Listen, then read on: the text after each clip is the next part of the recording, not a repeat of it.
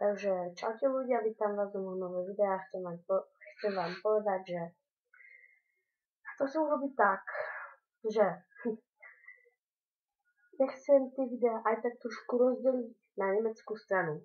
Čiže budem točiť slovenské videá a nemecké videá. Lebo bývam v Nemecku, som v nemeckej škole, no a kamoši a kamarátky sa chcú povedať na moje videá, tam ma poprosili, že alebo som nejaké videá natočil aj po nemecky. Takže to chcem takto urobiť. Počkajte. Tak.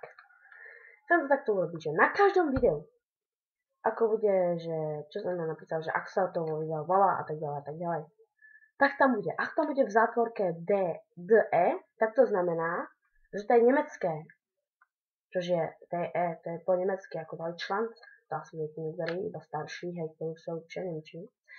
No a ako keby slovenské, tak to bude vždy v zátvorke SK.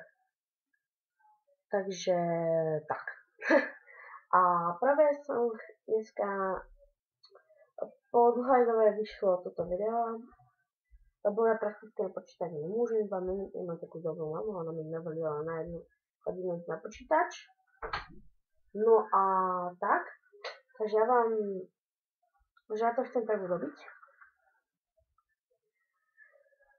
Toto všetko, toto bola taká krátka informácia.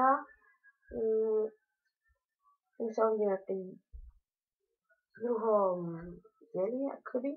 Tak zatiaľ, čau. Počkaj, nič som nezabudol. A najhlavnejšie som zabudol. Zatiaľ, a čau.